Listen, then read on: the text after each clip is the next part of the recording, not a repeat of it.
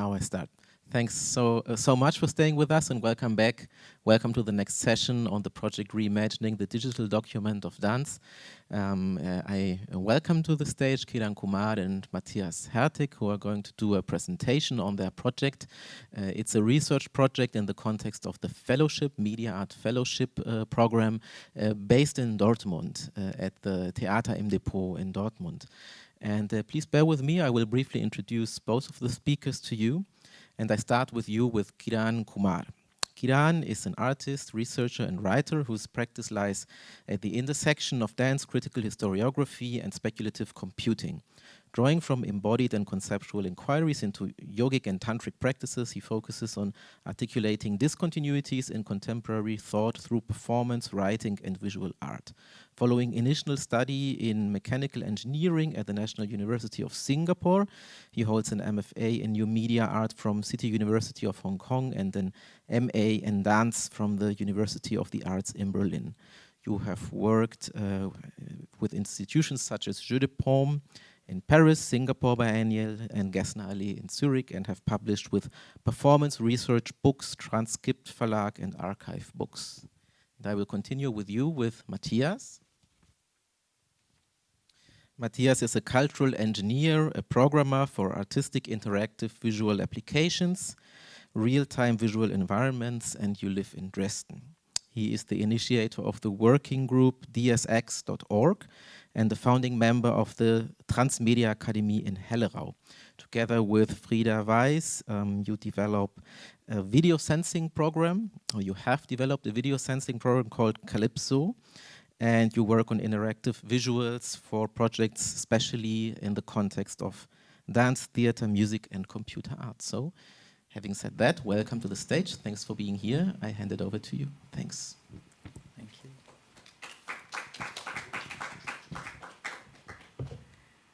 This works. Thank you for the introduction. And so over the next about 30 or 40 minutes or so, we'll place the research that we're doing before you. And I'm in a bit of a scattered state of mind, so I think I've written it down, which is maybe better for all of us. And I'll also let a few images run slightly asynchronously with it. I thought because of the thematics of the weekend of the festival, also to zoom out a little bit, and rather than talk about the very specifics of our project, to look at it in context with broader discourses, and both coming from personal histories as well as other contexts. And at the end of it, of course, we're available to talk about specifics too, if they come up. So I thought, because we're also in the middle of in the sense, in the midst of our fellowship, like it's not completed yet, so it will be a bit difficult or not productive to talk about it, try to talk about it linearly in a narrative sense. So what I thought we'd do is just focus on the different words that comprise the title of the project, and maybe talk and show around each word, and then that can open up the project and the work in different ways.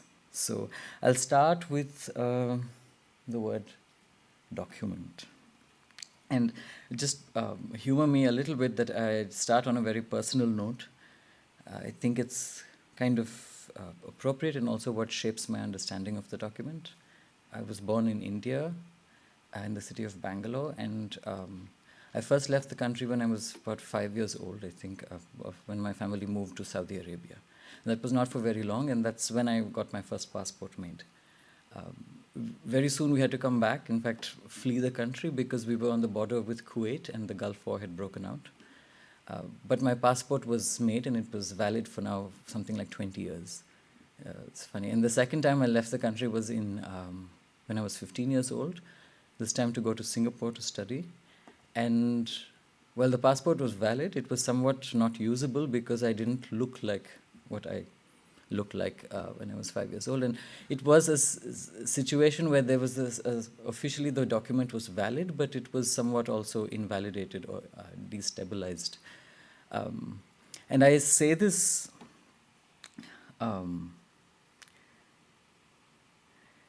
Just to highlight that these early experiences somewhat shape my understanding of documents as something that is contingent, as somewhat unstable things that are, yes, more often than not, they are institutional instruments that attempt to describe you to the world, but also subliminally somehow they start describing you to yourself. Yeah, and they try to sort of tell you who you are. And despite that, the document as an object, I think what becomes relevant or interesting to our project is that I see the document as an object that fundamentally relates to a subject, and this relationship is ambivalent. Because the subject to which the object of the document relates, by virtue of being, let's say, alive, is in flux or is dynamic, at least, as a non-static object. And so the document, by correlation, is also subject to the fluxes and the dynamisms of just generally being human or being alive. But I would say also, seen from within the larger milieu of scientific knowledge, a very brief or even a perfunctory history of the document will show us a shift or an expansion from the textual document to the visual document. Indeed, the very idea of the document may be rooted in the old English adage that describes seeing as believing. The origin of the textual document was with the act of attesting to having seen or witnessed something. This something is then described in words and marked off with a personal sign that signals the witnessing subject unambiguously, a signature. The advent of photography augments the textual description and often even replaces the text, but interestingly does not destabilize the act of reading that is inherent to the textual document.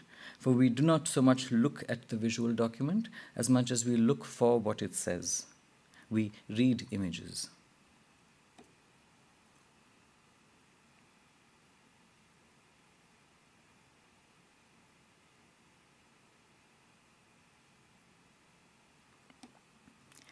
And this brings us to the word image, or the word imaging as we've used it in the title.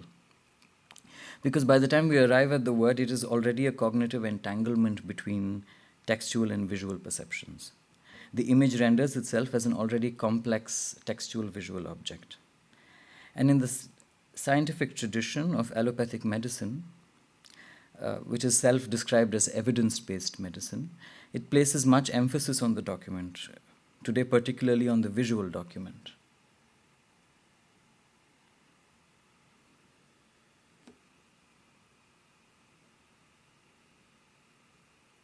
Medical imaging exemplifies the act of rendering the invisible interiors of the human body as a visual document through technologically augmented means. Think sonography, magnetic resonance imaging, and mammography. Do I have to play this? Yeah.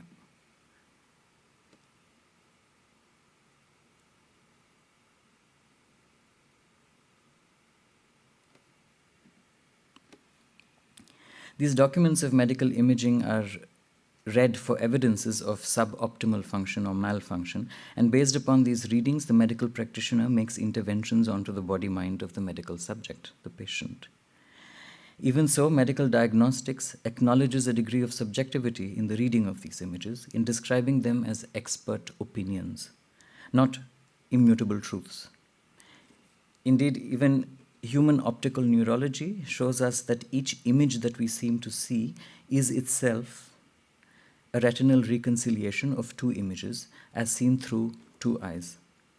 An optical image is at best a nervous opinion.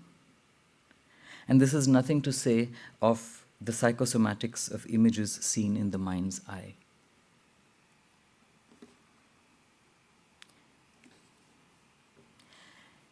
Even as the work of the Bauhaus-era artists labored on the science and the art of images and visual perception, a painter like Paul Klee talked about a rather paradoxical image. Klee sought out the unoptical image, quote, not to render the thus far unseen as visible, but to open vision itself to the greater and fuller span of life, end quote. I don't have much to say about the Bauhaus legacy to an audience in Germany, yet what I can add to this context is perhaps a document. This document is a letter written by Oskar Schlemmer to Otto Meyer Amden in Weimar on the 7th of December 1921. Quote, but Gropius says that we may not place ourselves outside life and reality, whereby the risk, if it is one, of Itten's method, is that, for example, the workshop students find meditation and rites more important than work. This duality appears to be fundamental to present-day Germany. On the one hand, the advent of Eastern culture, the India cult, also the return to nature, vegetarianism, reaction to the war, and on the other, Americanism, progress, the marvels of technology and invention, the metropolis. I find myself once more, happily, unhappily, in the middle. I approve of both, or indeed wish that one were informed by the other. End quote. This document purportedly refers to a then recent event of the Swiss painter Johannes Itten, deep interest in spiritual methods in painting, and his invitation of a yogin or traditional yoga practitioner from India to introduce yogic meditation practices within art pedagogy. An attempt that was met with resistance from Walter Gropius and that was ultimately unsuccessful and eventually resulted in Itten's departure from the Bauhaus. Indeed, the practice of meditating upon something, anything really, a flame, a flower, a dot, a thought, is a method for fundamentally collapsing the perceived separation of the meditating subject and the object that is meditated upon. This collapse opens a field of radical subjectivity which, unfortunately, missed its moment of potential dialogue with, for example, the idea of the Neue Sachlichkeit. This field of radical subjectivity afforded by yogic meditation is then the site for actuating entanglements between human embodiment and environment, an important step towards an ecologized way of being human in the world, which today is much of what contemporary artistic practice is preoccupied with. The collapse of subject and object, the entanglement of embodiment, is not only embodiment and environment, is not only an image or an imagination, it is a dynamic, continual process, which, unless kept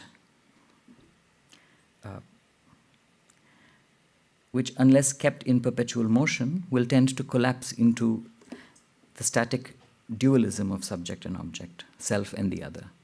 And in the cosmologies which foreground meditation as method rather than sideline it, this process of dynamic collapse of dualism and emergence of radical oneness, not of the one, but what Edouard Glissant calls cultures of the all, this perceptual movement and transformation between subject and object is basically described as a dance. The Bauhaus's brief brush with yogic spirituality may have been abandoned at a seemingly irreconcilable dualism between painting as object and meditation as method. But the silence around the place of spirituality in art was broken a few decades later.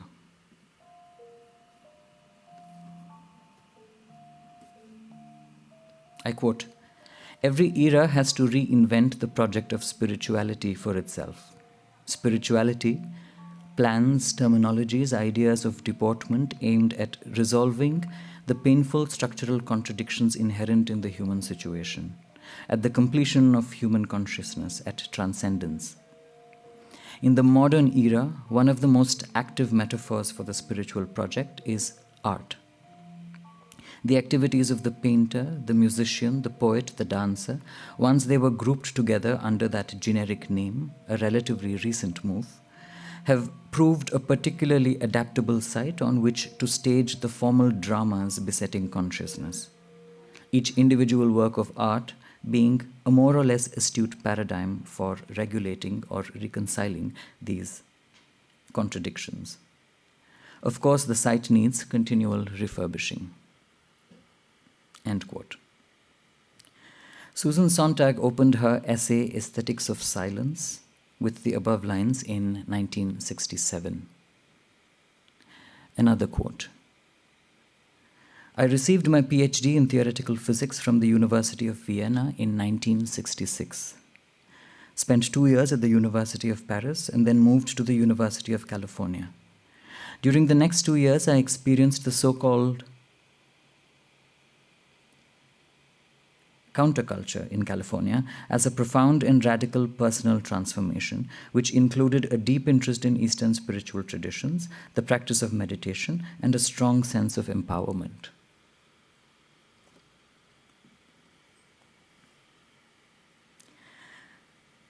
"I was sitting by the ocean one late summer afternoon, watching the waves rolling in and feeling the rhythm of my breathing, when I suddenly became aware of my whole environment as being engaged in a gigantic cosmic dance.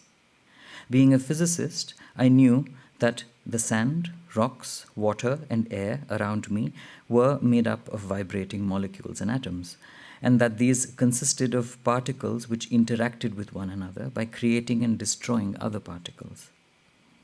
I knew also that the Earth's atmosphere was continually bombarded by showers of so-called cosmic rays, particles of high energy undergoing multiple collisions as they penetrate the air. All this was familiar to me from my research in high-energy physics, but until that moment I had only experienced it through graphs, diagrams, and mathematical theories. As I sat on that beach in meditation, my former experiences came to life. I saw cascades of energy coming down from outer space in which particles were created and destroyed in rhythmic pulses. I saw the atoms of the elements and those of my body participating in this cosmic dance of energy. I felt its rhythm and I heard its sound. And that moment I knew that this was the dance of Shiva." End quote. This parallel between Shiva's dance and the dance of subatomic particles was first discussed by Fritjof Capra in an article titled "The Dance of Shiva, the Hindu View of Matter in the Light of Modern Physics," published in Main Currents in Modern Thought in 1972.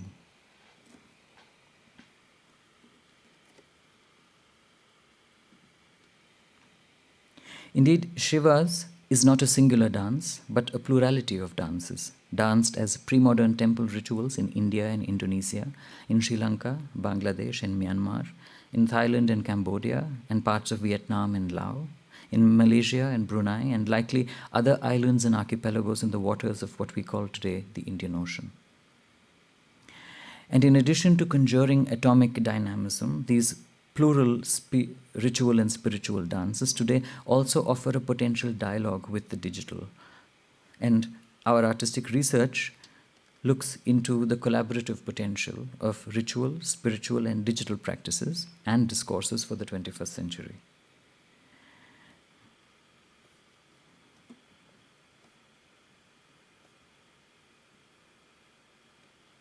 Can we play something?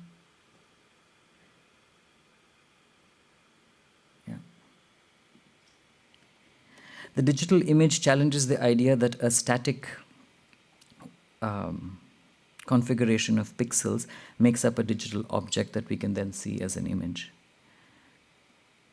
We are developing a hybrid computational choreographic approach on how ritual dances can be digitally documented beyond photorealistic recordings of still and moving images. We imagine the digital moving image fundamentally as a dance of pixels and propose this cloud of continually moving pixels as an alternative digital document of dance.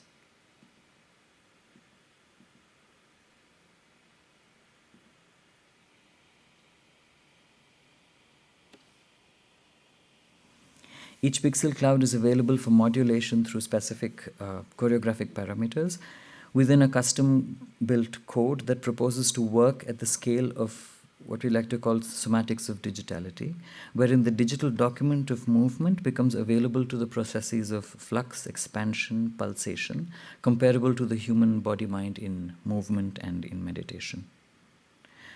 And this research proposes that digital practices and discourses open up such decolonial dialogues with Indic ritual and spiritual practices that offer already ecologized ways of being human or otherwise in the world.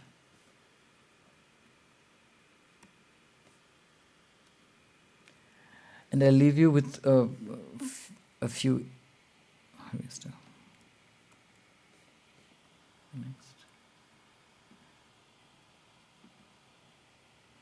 A few images of the kind of motion capture of dancers and the generation of these particle clouds, which at the moment where we are in our research is that's why the term speculative computing.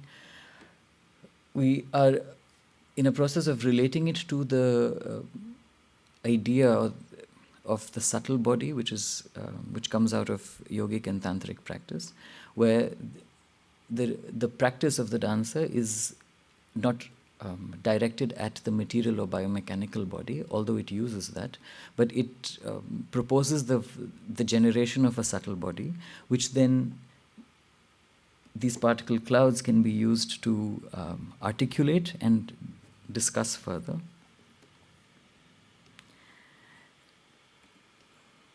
And we've also, at the process of research, because it comes at the back end of a couple of works that we've already generated out of it. And this one, they always work with the idea of a document, which is somewhat fundamental. And this comes out, this is a specific work themed around Alan Turing and a speculative historiography of his childhood, as it would have been spent in India and Indonesia, because his parents worked in British-administered India.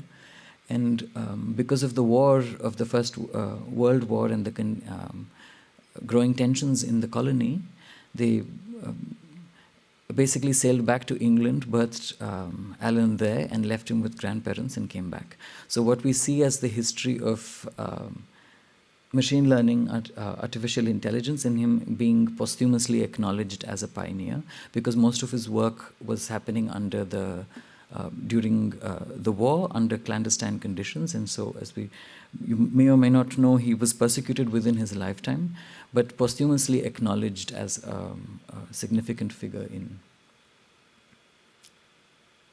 in what we see as artificial intelligence today. So we worked with documents from the Turing archive, which is in Cambridge, and of course archives a lot of his scientific work, also his lesser-known work in biology and morphogenesis and biological pattern recognition.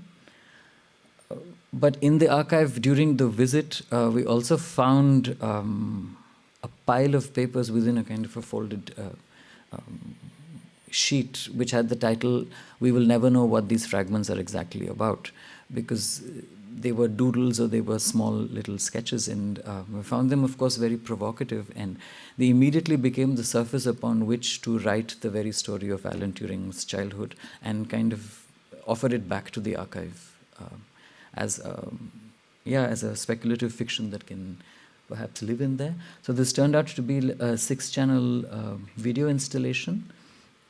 6-channel because I was basically responding to a moment in his almost childhood or teenage years when he was 18, and he wrote an essay called The Nature of Spirit, which was a letter to the mother of his friend who had recently passed away due to bovine cancer.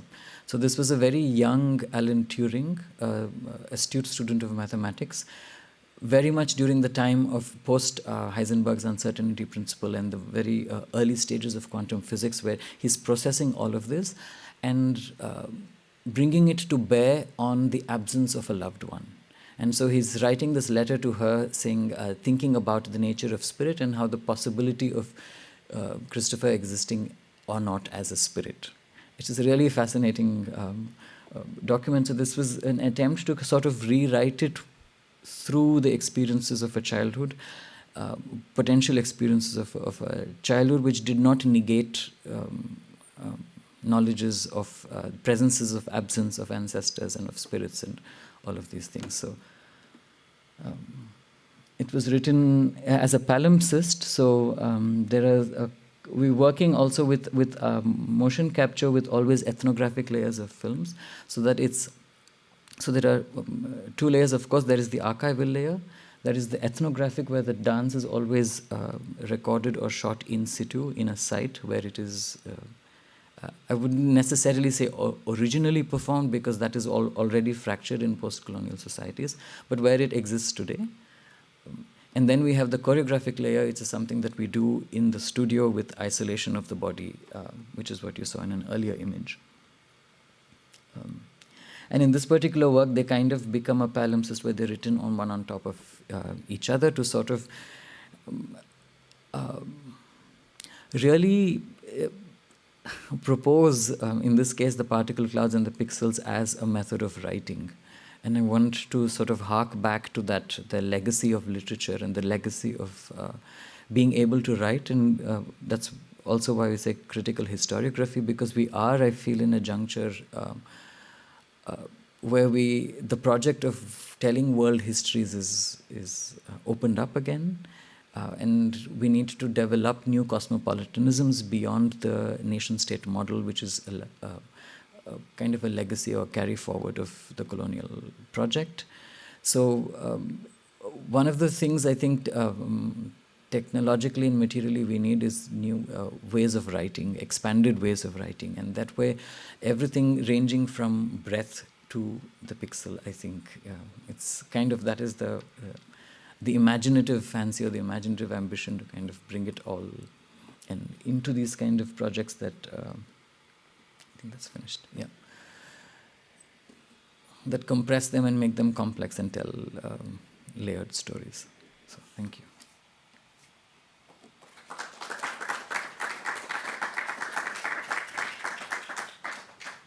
Thank you so much, Kiran.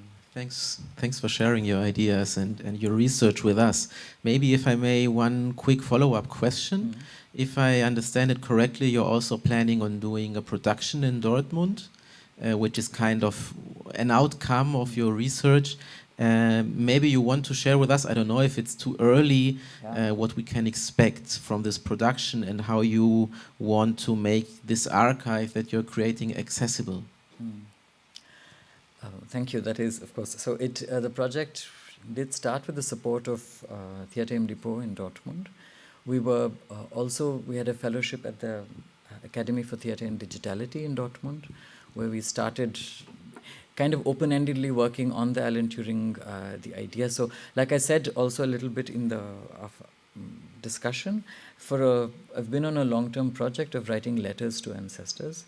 And it somehow turned into, although I didn't before that fancy myself as a writer, it turned out to be a very literary project of really having things to say and say to very specific people. So in that, one kind of letter kept cascading into the other, and it was an exciting process where I could also choose my ancestors and construct a history of my, a thought. And in that, Alan Turing did pop up.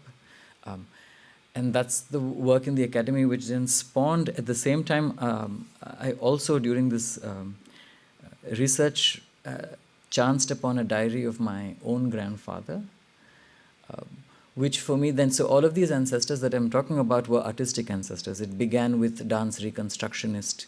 It began with somebody you can call the first engineer of India before automation and industry even stepped into the country. So there were a lot of these interesting figures that both fascinated me, and so I took up this idea of co-opting ancestors until it kind of, I think, I got snubbed in the nose when I found the diary of my own grandfather, who was a doctor of Western medicine, who made that shift. And that really got me to thinking, so my father is also a doctor, and that's a line that I chose not to do. And until that moment, it was for me thinking what was lost when my grandfather took that up. So that is the broader question, again, working with the pages of his diary. So it is very related to the document. And it was this kind of a broad sense that Jens from the Theater im Depot saw, and he proposed working together. But when we sat down with him, he said that it is multidisciplinary or interdisciplinary approach. That it's nice that the theatre can be one of the spaces or surfaces on which these stories can be told, but it was clear that other things are also happening. So yes, there will be one performance that comes out of it, which is called Dear Dead Doctor, and it is the letter to my grandfather.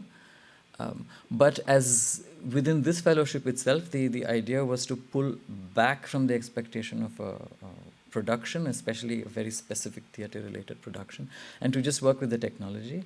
And we're actually happy that it's kind of going in very many different directions, into object making, into screen-based work, into writing. So the projects do exist in different. We have next month we're opening an exhibition in the 21st Century Museum of Contemporary Art in Kanazawa, which is around this moment in of the Western avant-garde and tantric paintings. Because when we're working with two databases of abstract images from the Western avant-garde canon and of tantric images, and they have very striking parallels, almost that if you were not an art historian, you probably could not tell. And we're working with a neural network that kind of learns or does this corrective epistemic gesture of learning from both traditions and generating new paintings. So it's exciting space that now it's in the space of digital painting, but also, like we saw with many of them, they are in AR and generating 3D fabrics and different. So they can, because it is a process of historiography, we can go into really very different directions, and performance is one of them. I wonder if there are any comments or responses or questions for Kirān. Or for us, if you want to know anything more specific about the technology, right, and how it works, yes. maybe this would be also interesting. I don't know. Let's open up. It's just a small question of understanding. You talked about dancing with your physical body, and that you also dance with a different body or for a different body, and I feel that's something essential to your digital art. So I didn't really understand what you meant with the different body, and maybe you can elaborate on that. Yeah, sorry, like I said, it's really in between our process. I was also quite scattered of which parts to open up or not. So what I was, that was a reference to a tantric concept, I will say, called the subtle body, and it's built on the acknowledgement of a gross body. So the gross would be made of flesh and bones and material, and the subtle is an immaterial body. And these two are very important because it is kind of the gap in understanding I find is that when the history of looking at ritual practices, and again, we cannot club all ritual practices from all indigenous cultures as doing the same thing. Each one belongs to a cosmology, and they are doing different things. And that sensitivity, yes, it's great that we're at a time when we're acknowledging that the others are knowledge systems. So it is going beyond the denial phase, which was early scientism, where it was positivist and everything else was superstition. So there is that, but then the further step is to start making nuances and differences between what each one is doing. And I can speak now of the yogic-tantrik cosmology, which is very specific in the way it connects microcosm, mesocosm, and macrocosm. So ideas of the cosmos or space as we know it, the site of the body, and this the level of the seed or the subatomic, so including the ecological, but the granular level. So it makes a kind of a grand sweep in connecting these. And the agent that connects it, so at the mesocosm we have our material body. And the agent that connects these levels is a subtle body, which has to be imagined. So it is not a given body. It is not, unlike, this is why I think one of the historiographic problems is a lot of times even the technological work has to come to a grinding pause when I have to do more research into there are two stages. So of course there is one of the earliest stages is German Indology, which was very excited from Max Müller about the connections between German and Sanskrit, and it did a lot of work and equally did a lot of damage in how it understood and represented this world. And then you have a second movement during the hippie movement, which also kind of appropriated these knowledges. So what you might know as chakras and cleansing, as if the chakras are immutably located in certain parts of the body. This is not what the tradition itself says. It is a tradition of actively imagining. So there is I will say a projection technology that is involved in the practice, where there's a specific scores for projection, and you plant where to project them, and you project them. And with that, they become available for use. And after that, we use them, and that's the whole space in which the dance and the dancing happens. But for the most part, even the way I had been introduced to it with either traditions like Indology, anthropology, even cultural studies of dance, it stops it, or it reads them very symbolically, as if they are meaning something. They are trying to show as symbols and meanings. And at that level, I think the gap in knowledge is because they're only looking at the gross body. So this evocation of the subtle body is important, because once it is available as a tool, then I think there is this gesture or the need to revisit all disciplines and what they have been saying about things, while accounting for the subtle, while accounting for the presence of this immaterial body. And so it again becomes, from this step, a transdisciplinary project of trying to get everybody to reassess. And I think that's what we anatomically mean when we say decolonizing the academy. So it is a system, department by department job of how each one can reorient what they are proposing. So, yeah. Are there any more questions? I don't see any. Let's just wait a few seconds.